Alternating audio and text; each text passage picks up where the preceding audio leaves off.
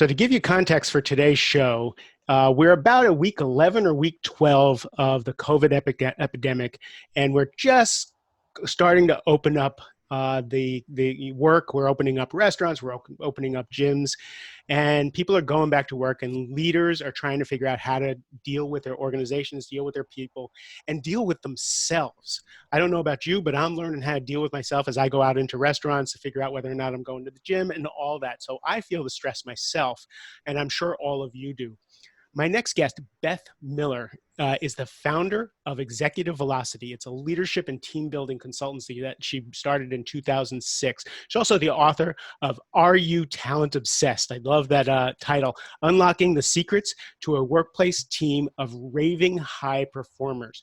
So Beth knows leadership, she knows team building, she knows people. So I asked Beth to be on the show so we can talk about where we are now in society and then move into her expertise, which is leadership and team building. Beth, thank you for being on the show. Well, thank you for having me, Mark. You know, we were discussing before the show started that you started going back to Pilates, and that I went into a restaurant and was horrified at the thought of sitting at a bar. Right, we're week 12, and it's like we're both later middle aged, yes. Right, and we're thinking, and you have your mother living with you, yes, so you have to think about that tremendously. So we were talking about the stress that's on us, just figuring out day to day what it is we're going to put back in our lives, where do we need to protect ourselves, and where do we need to be bold and go back out into the world. And you and I both work with leaders also, so we're having these conversations constantly, right? Yep, we are. So how are you first? How are you doing? How are you doing with all this as you go back out into the world? Well, thank you for asking, Mark. That's a wonderful question and a great leadership question. That's something that I implore my leaders to do as well, is to check in with the people around them. I am doing fine. I practice gratitude every day. I'm thankful for my health and my 87-year-old mother's health and my husband's. And we, being down in Georgia, we've re-entered a little earlier than some parts of the country. But all in all, great. I'm a big traveler though, so I'm having some challenges there. I miss getting on a plane and going places.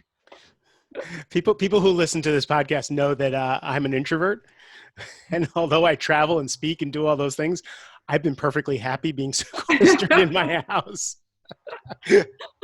I get excited when I can go out and meet. I'm starting to go out and meet with a few people. So in fact, I'm doing that this afternoon with a client. Nice. So how is it? So tell me about your people. Tell me about the people who are in leadership positions who are making these decisions on what's next for their organizations. Well, it's there's a theme. The theme is caring for their employees. They're really concerned about making sure that their employees, when they do come back to work, feel safe. Not just from a physical standpoint, but from a mental standpoint. Emotionally, there's a lot of history over the last 12 weeks. People have had to deal with personal situations, and the leaders may or may not know about them. Hopefully they do. I think at a surface level, they probably understand that there are single moms that have had to deal with their kids at home and making sure that they're getting their homework done, those kinds of things. But there are also individuals that might have had some underlying psychological issues to begin with. And this has risen and increased the angst and fear that some of these employees have. And in those cases, I really recommend to the leader that they're not therapists. They're not trained on those kinds of situations, and to make sure that those employees have the resources through employee assistance programs and stuff like that. But I always start with the leader. The leader oftentimes has got fear and anxiety as well. Right. They're not immune to being human just because they're in the leadership position. No, exactly. It's the old adage, put your oxygen mask on first before you try and help others. And many of them are not aware of how drained they are physically and emotionally through all of this. They've Most of my work is with small to mid-sized companies. So I'm not working with the Fortune 500s, and they're privately held companies. These leaders, business owners, have everything on the table financially. I mean, most of their finances are wrapped up in their business.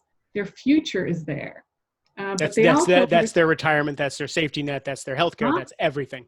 right, other than maybe their house, right? So there's a lot of anxiety there. I think that now, as we come through it, that a lot of them have gotten the PPP. They've got a plan. I don't work in the hospitality and retail areas, so I don't see a lot of major angst that those industries are seeing.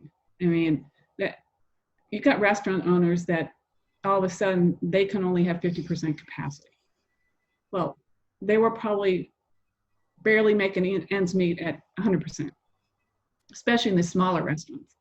So I'm not seeing that, but I'm aware of it, obviously, with all the news and interest around And you can just see it, like you can just watch.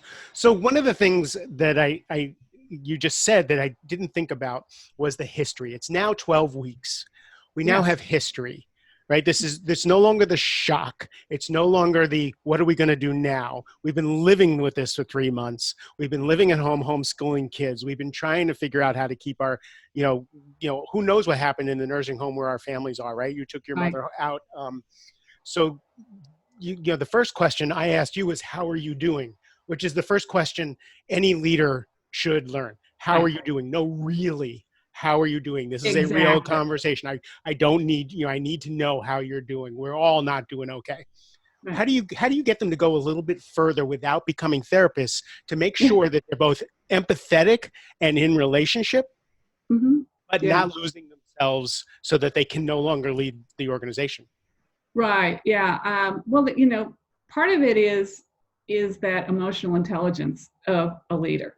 And if they have good emotional intelligence, they're going to be able to read that person and know whether or not they are holding back,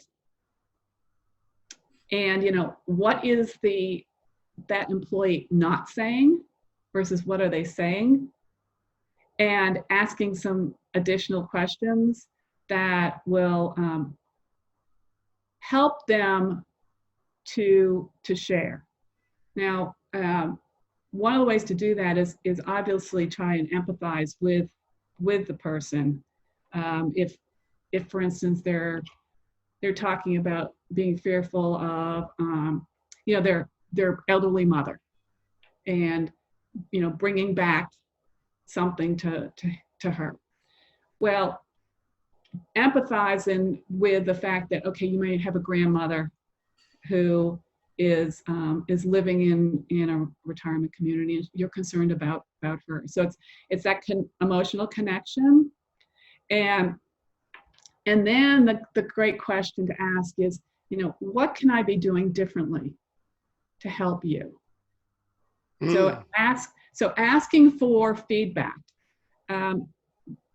Now, most leaders that I work with, when I first start working with them, they don't have that type of discipline of asking for feedback. They're great at giving it, but asking for it, they generally will not ask for feedback. And I, as a coach, will ask them, okay, so what do you think you're missing when you're not asking for feedback? What's the information that you should be gathering? Because the more you get, the more you can develop as a leader.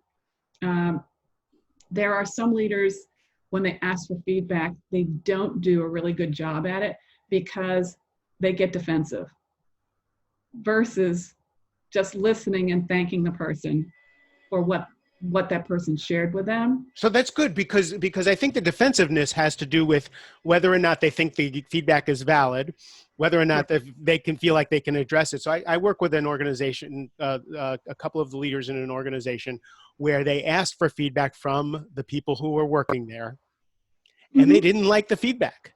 They thought the people were ungrateful. Like, you still have jobs. You like what do you want from us? And they and as you said, that emotional intelligence, they didn't prepare themselves before they asked for the feedback, so that they were receptive and they were grounded and centered themselves, so they could parse.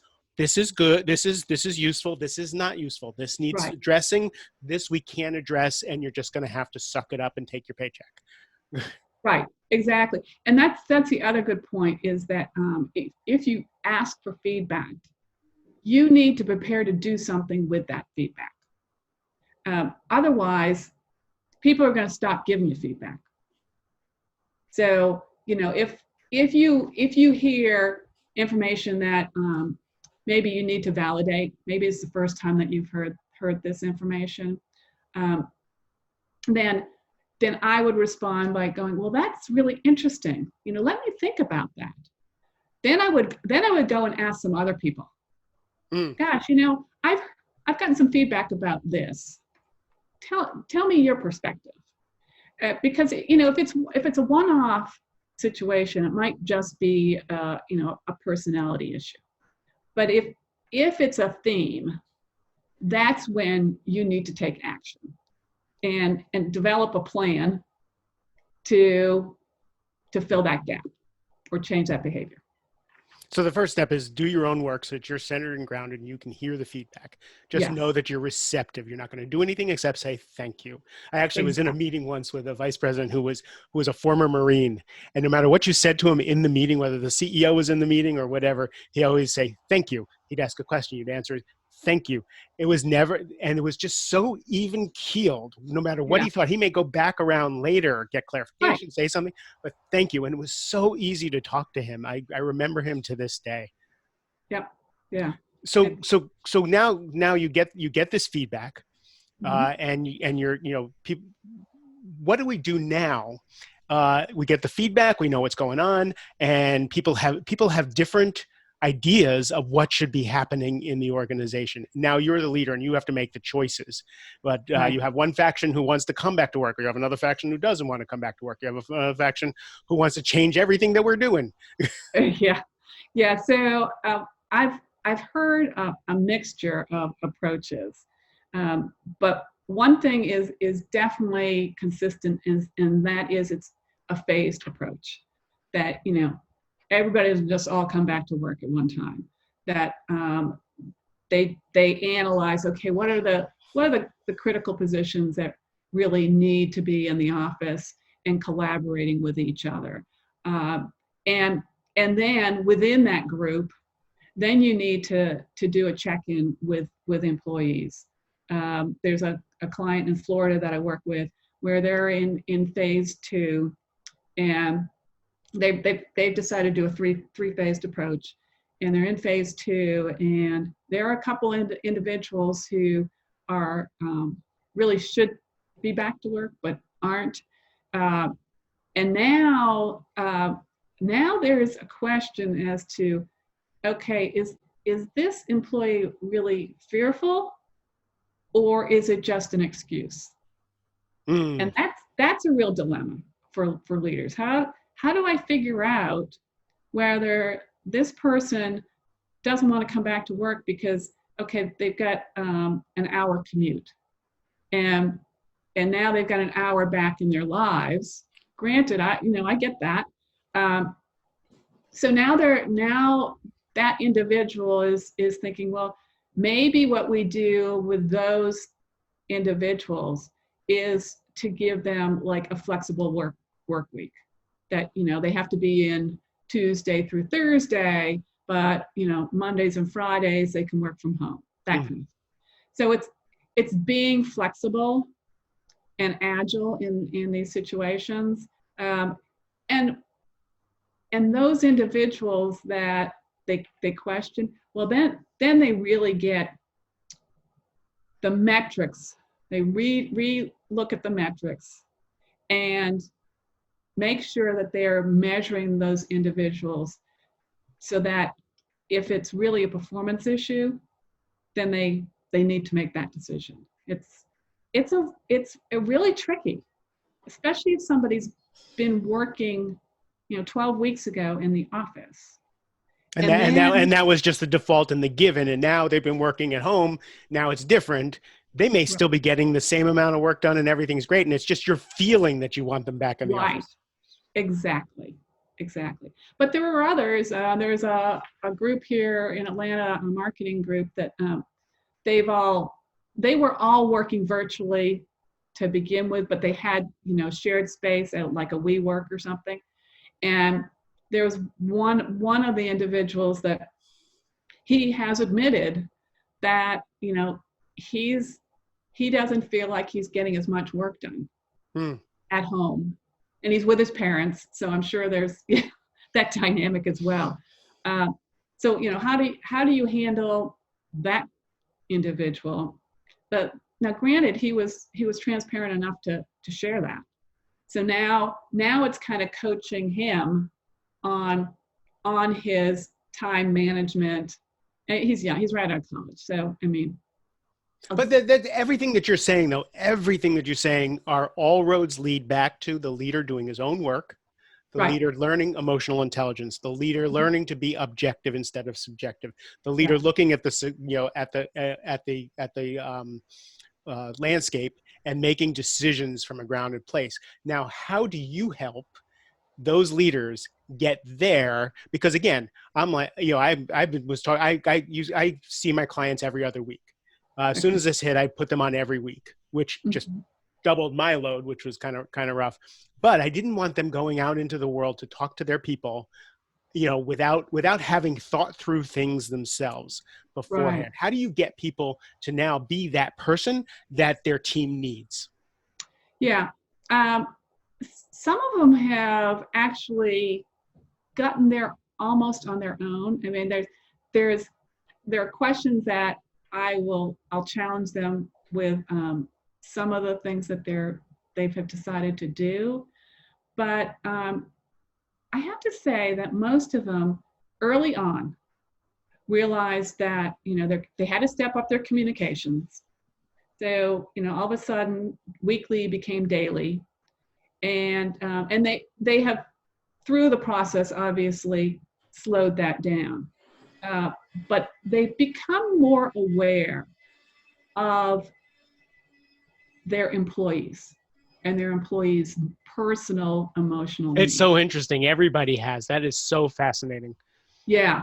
And my hope is that it will continue because I recently read a survey report through A.D.D, and they reported that employee engagement has gone up since COVID. Which I was when I read that, I was like, that's really interesting. But if you think about it, if leaders are focusing on their people first and then results, that is everything we've been teaching for years and years and years has actually been accelerated with this. Right, exactly. And now I think leaders have the proof. For years they didn't. I encourage them to, on like a daily basis, some of them won't do it daily, so they do it weekly, but to self-reflect back on what have they learned, what do they need to stop doing moving forward, what do they need to do more of, and what do they need to start doing. So it's getting them to pause.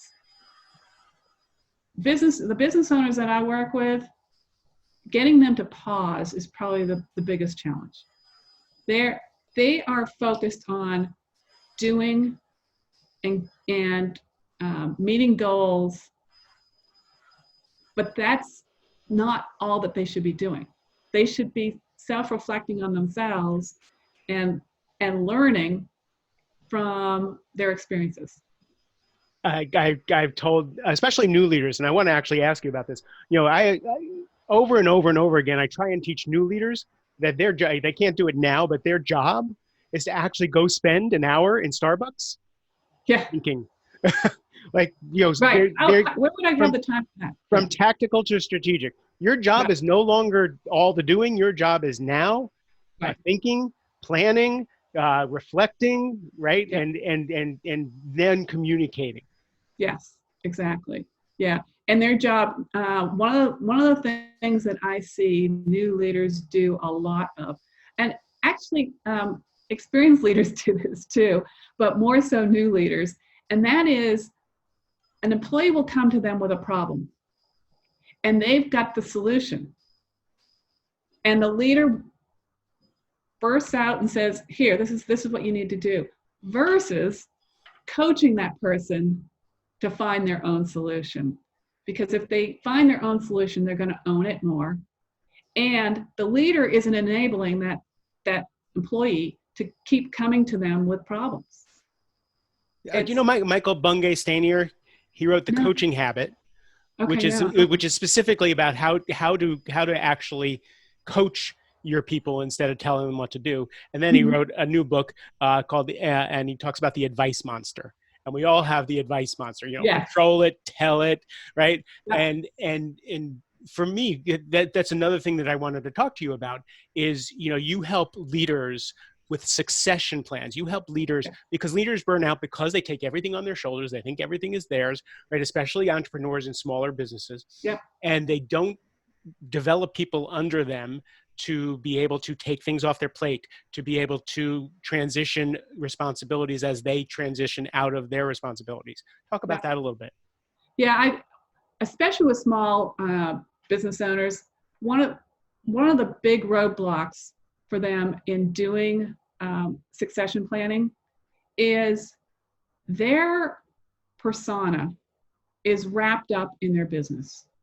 That's who they are. And the mere idea of retiring or selling their business scares them. They wouldn't admit it, but that's a lot of why smaller businesses, in fact, I think it's 58% of small businesses don't have succession plans, is they will not attempt to even do a succession plan. Now, the other challenge is many small businesses don't have the systems to support a succession plan. I mean, you need a robust development planning process. You need a performance management system. A lot of smaller businesses, they kind of go by the seat of their pants. There's no systematic way of developing people. No systematic way of identifying high potentials. It's kind of, here's a big confusion that they have. High performance equals high potential. Not the case. In fact, I saw some reference that 1 out of 7 high performers actually demonstrate high potential characteristics. So, and high potential meaning leadership and right, but they have the potential to get to that next level. Yeah, exactly. So there's no discipline in smaller organizations to identify high potentials and develop them so that you have a robust succession plan where you've got the right people in the right seats at the right time doing the right things. That's so brilliant because we always used to joke. I was a sales guy in the high tech industry, and they would take the top performing sales rep and make him a sales leader. Oh my gosh, that completely different skills. Totally different. That is probably the example that I use most is the high performing salesperson who is not high potential, but has been elevated to a sales leadership position. Yeah, totally different skill sets. It's funny because I did move into sales leadership, but before I'm writing a chapter. I wrote a chapter in the book just a couple of days ago, and I talked about putting my hat in the ring to become a sales manager. And what I realized was I had to dress a little bit better. I had to watch my mouth a lot more. I had to talk the company line. I had to do all these things. And I realized, what am I doing? I don't want to do all these things. I like being a loose cannon sales guy who doesn't put his expenses in at the right time. And because I sell so much, they don't care. They do what I want. So Right. why would I want to go make half the money with more Yeah. responsibility, right? When I finished the chapter, what I realized was it was a maturity thing for me. Was I didn't want to be held accountable as a sales guy who oversold his goals. Nobody. I was like an athlete who had a bad attitude. Nobody cared, right? Right. As soon as you didn't, Exactly. right? Because So you were a high as a manager, performer. Right. but so it's interesting because you say, and this is one of your key value driven points in your organization is 60% of new leaders either fail or underperform. Yes. And I think this is one of the keys is Right. one, the wrong person is picked. And two, they're not coached or taught that it's a different skill set. Totally. Those would be the two reasons that leaders fail. New leaders fail. One is they shouldn't be a leader, and They were good at what they did. They should have never been put right, into leadership. exactly. And the other is that they've never been taught.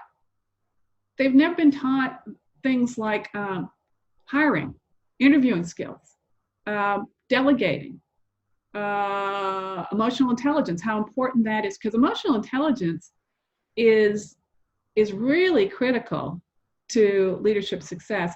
And unlike IQ, EQ can be changed and improved with coaching. So, Coaching and willingness. So yeah, when I was putting my hat in the ring is I realized I did not want to grow. I didn't want emotional right, intelligence. I liked being a maverick. When I was ready to grow and have that emotional intelligence, that's when I was ready to be a leader. right, exactly. Yeah. So yeah, that's one of the areas that I'm called in often is companies will be growing rapidly. They want to elevate some high performers into leadership positions.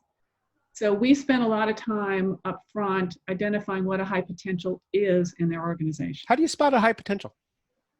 So there are, I think, some themes that you would see across organizations. One is emotional intelligence, and on having that empathy, because going from an independent contributor to a leader, you need to be caring about others to really get your job done. I think the other is lifelong learner, to be curious, because leaders need to grow. And so that curiosity, and then the other one is change. We are constantly changing, and leaders need to be able to drive change and manage change. So those are the three that are common. And then individually within an organization, they will have gone through core competency model, and they've defined what are those core competencies that are aligned with their values. So if a high performer doesn't have all of the alignment with the values, well, is that coachable or not? If not, that person's probably not a high potential. Yeah. Oh, you made a few distinctions here that just, I have been able to talk about without the precision that you do. And I really appreciate it. I learned a lot from this conversation. Well, thank you. So tell me, how can people find you? Oh gosh. So I'm on LinkedIn, and my maiden name is part of my LinkedIn profile. So it's Beth Armknecht Miller, and I'll spell that. It's Armknecht. So you're chuckling there, I see. It's Armknecht, like arm connected to your shoulder. And I was my wondering how to say that. That's why you're Beth Miller. But, right, what we'll do is we'll put that in the title. I'll put that in the show notes. There'll be links so people don't have to write that down. They'll be able to get there. And then my website is www.executive-velocity.com. He's more easily spelled. Yes, much. And I have a resource page there with lots of downloadable resources that are free. A lot of succession planning, leadership development, and hiring. I'm going to put a link there too, because I went there and it was really robust, and it's so generous of you, and I think people need it.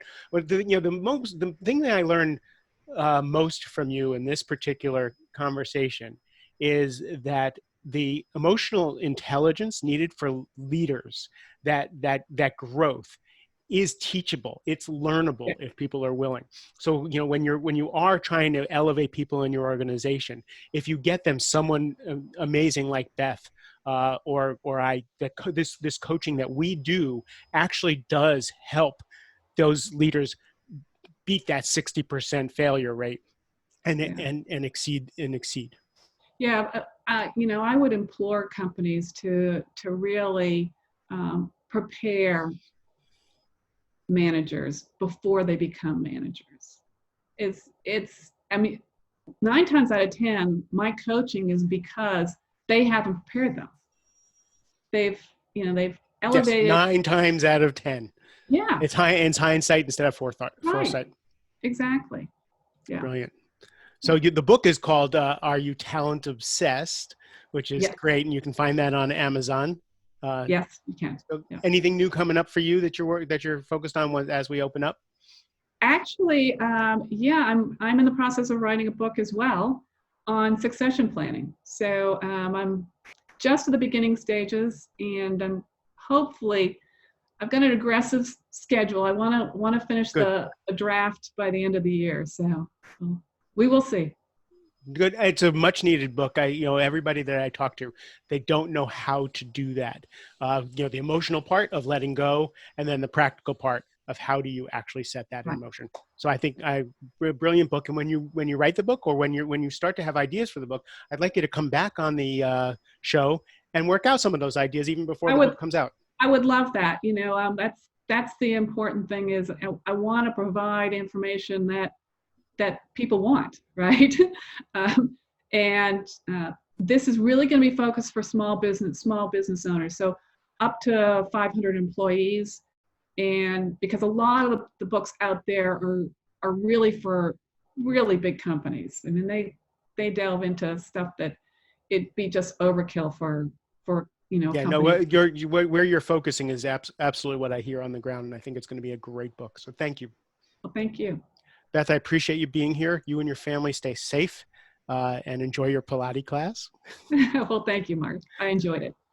To everybody else, I hope you are safe as you go out in the world. Be kind to yourself. Take care of yourself. Drink water. Rest. Be kind to everybody else. I love you, and have a great rest of the day.